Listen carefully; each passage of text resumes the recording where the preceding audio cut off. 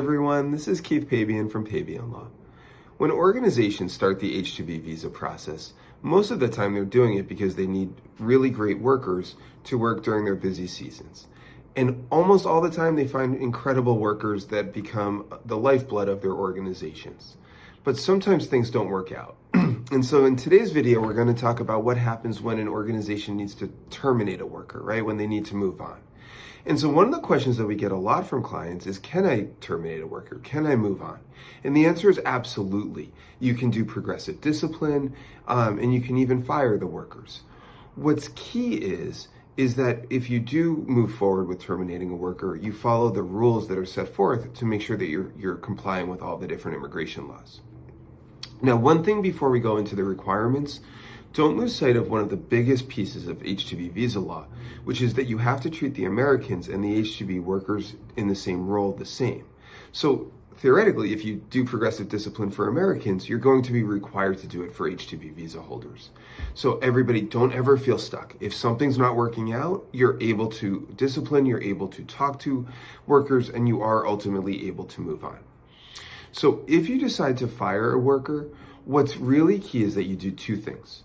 Number one, you're obligated to notify the federal government within 2 days of separating from the worker.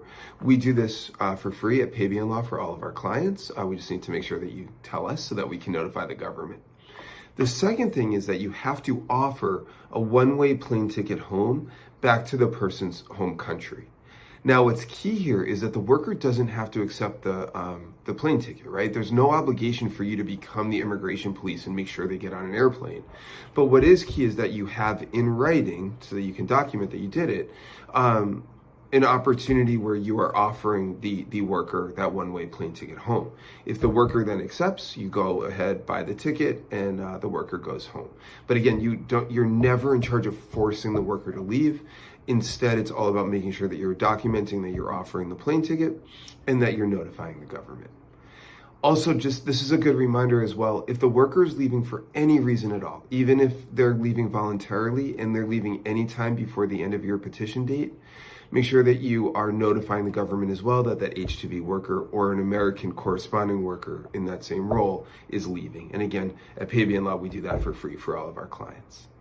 All right, so again, don't ever feel trapped. You can always move on. And again, most of the time, the H-2B workers that are coming to you are absolutely incredible and make it through not only the current season, but hopefully for years to come.